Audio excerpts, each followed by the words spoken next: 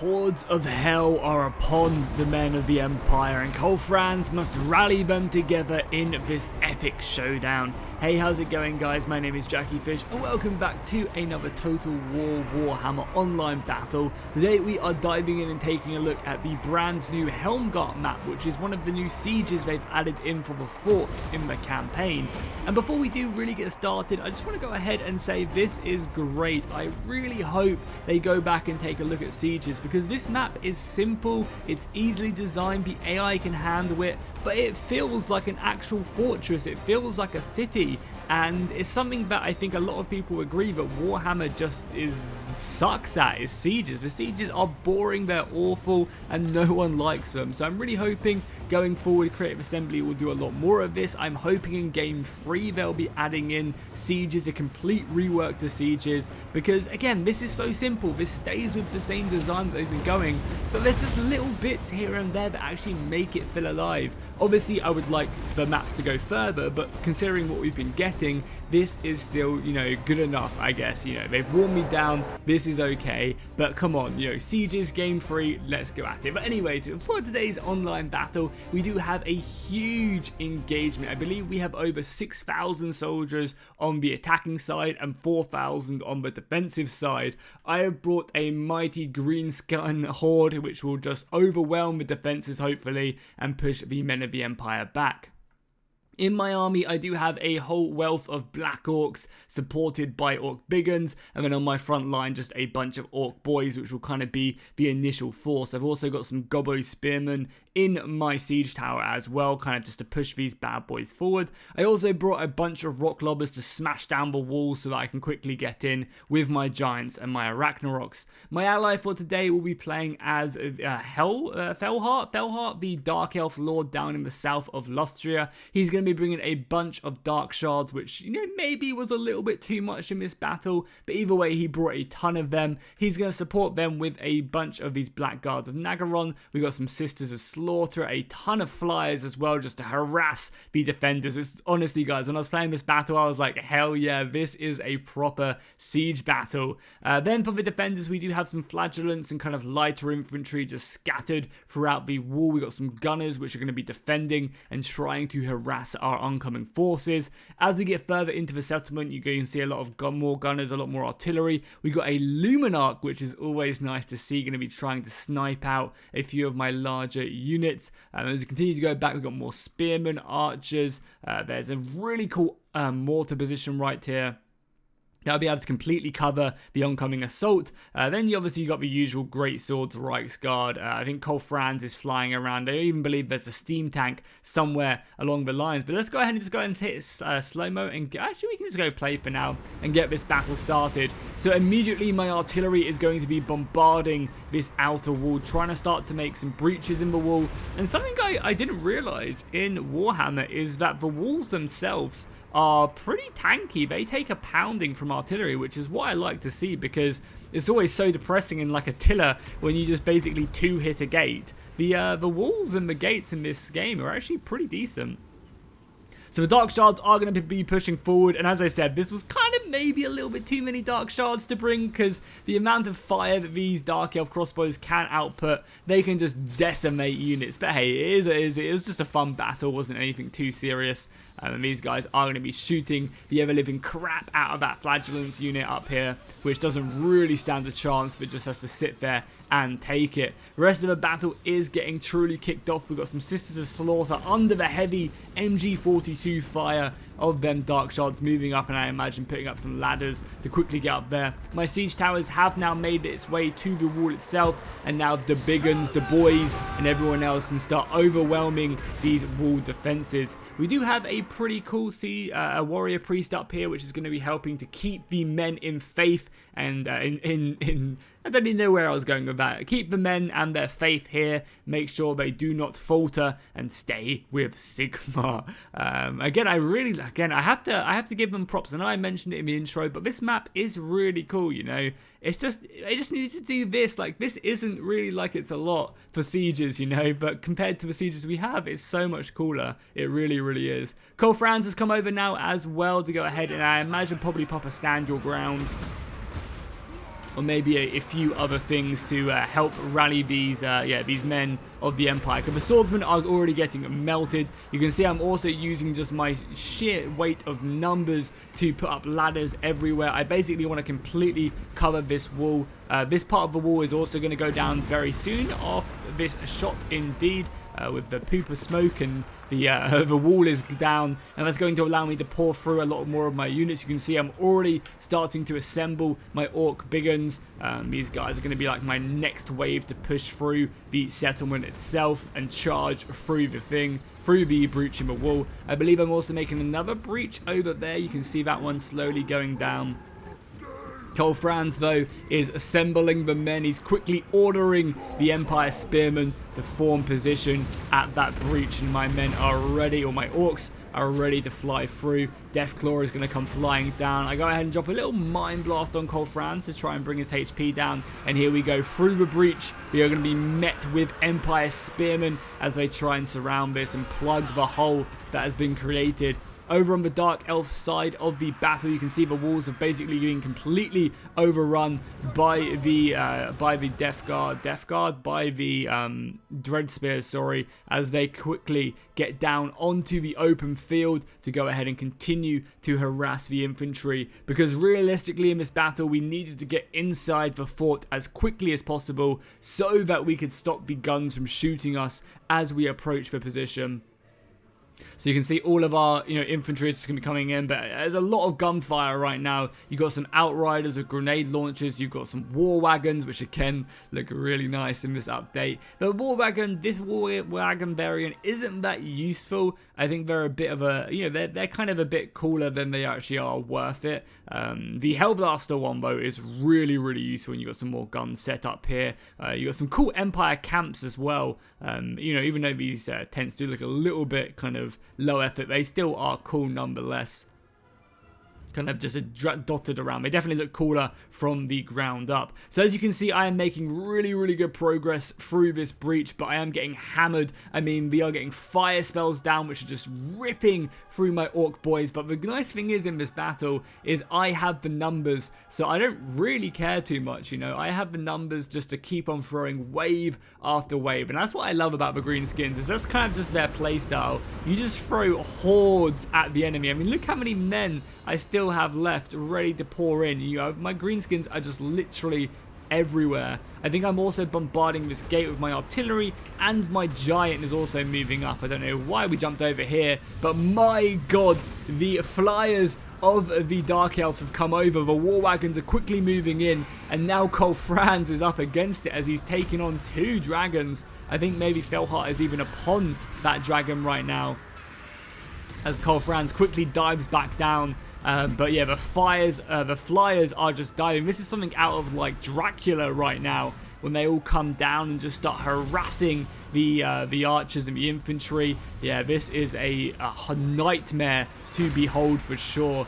The Empire men, though, holding firm. We have some of the Royal Demigryphs, which are going to be anti-large. Obviously, this is kind of like the perfect engagement for them, fighting against the dragons. More magic as well, burning the flying units to pieces, to a crisp.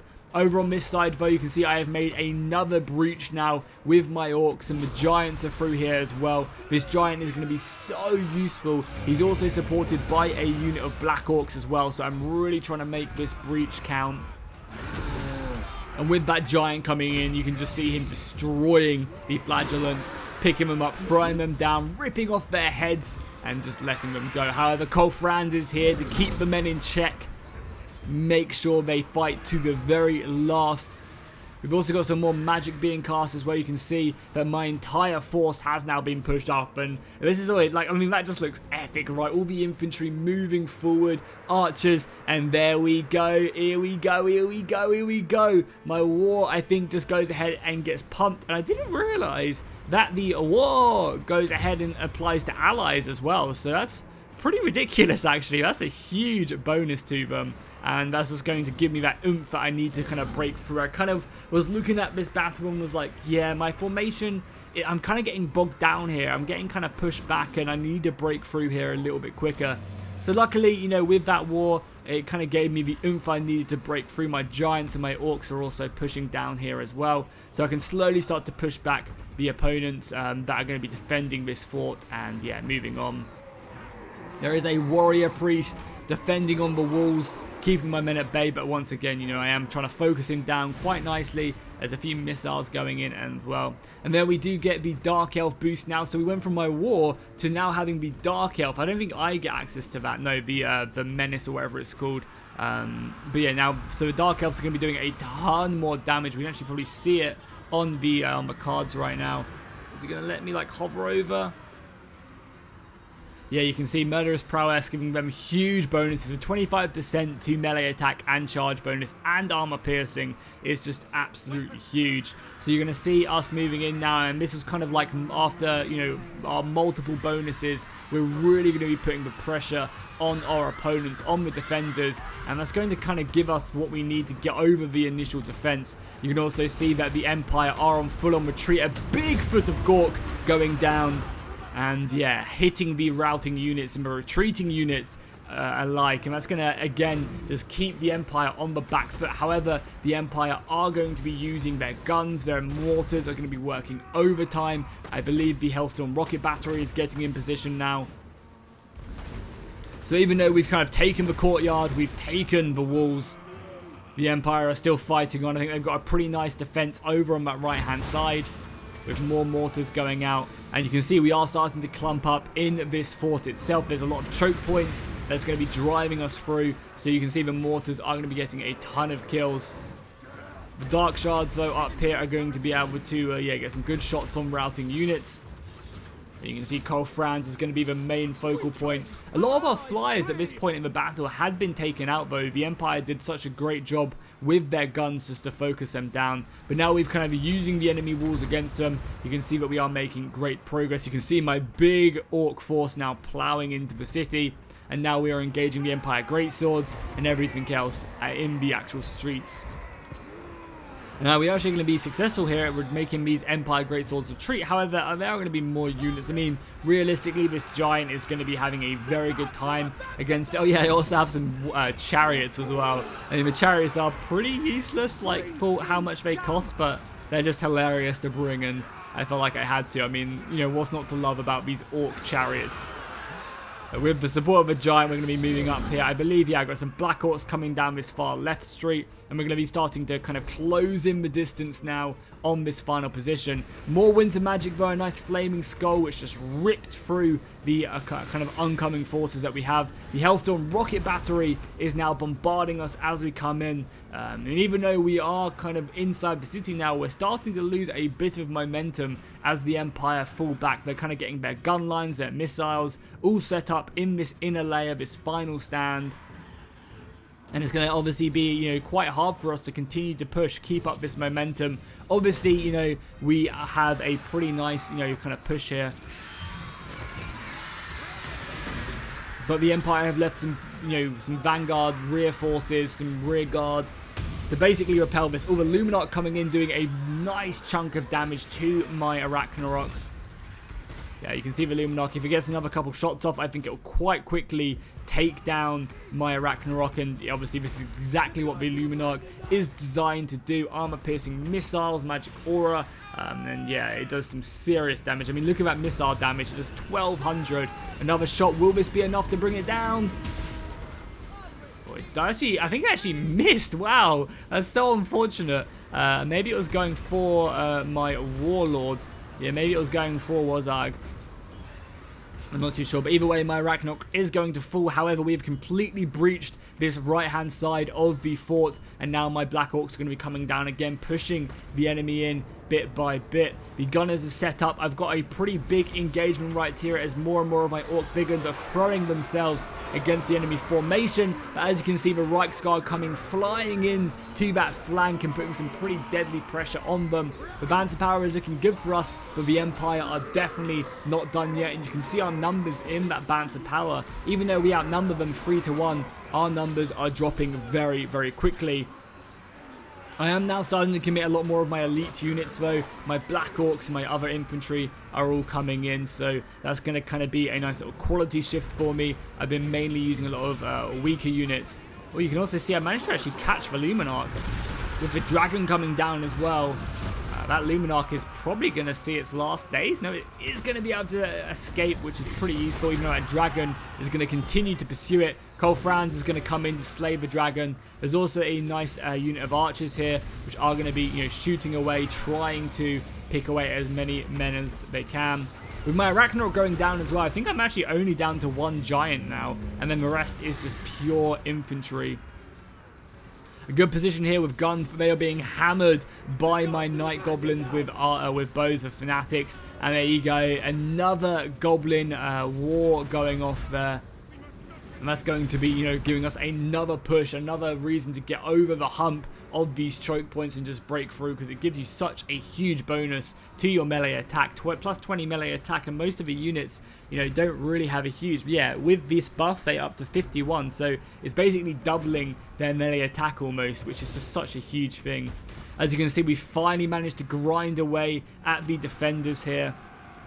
We are going to be pushing forward, trying to get up into this inner layer for that final push. I mean, it's not looking good for the men of the Empire, and now they will make their final stand right here. Some of the really cool things as well, like I wish they would do, like for like the big cities, multi-layer sieges. That would be so goddamn cool. Imagine if this was just the first stage of the siege right here, and then we moved into this part of the city, with the flag point up there. You go up these free, these are like so simple. Like, it'd just be so cool if they do come back and revamp the sieges in Warhammer 3, and I think there's definitely a good chance of it, because I think for most people, when they say what would you say was the worst thing about Warhammer, I think most people would agree it's the sieges. And I think you'd be very hard pressed to find someone who actually truly enjoys the sieges. You might find people who don't mind the sieges, but to actually fully enjoy them, I don't think you would be too lucky there. Obviously, there's some really, really, really good custom maps and stuff, which, go ahead and aid it. And there you go, just a huge army rout. Sorry, I didn't realize the battle was coming to an end there. But it was, I thought we still had another couple minutes. That's why I was going off on my rant. But there you go. That is going to be one of the new maps. A very, very cool installment. Very simple. Sticks with the 3K theme. I mean, with the Warhammer theme. But adds in a lot of really, really cool things. So let's go over to the end battle. See who racked up the most kills in this engagement. Okay, so let's quickly take a look at the kills itself. So, nice. Not too bad. Was getting over 187 with a few of them bonuses. A Black Orcs racking up a decent amount of kills. My artillery surprisingly doing a lot as well, considering I was mainly focused on the walls for most of our ammunition.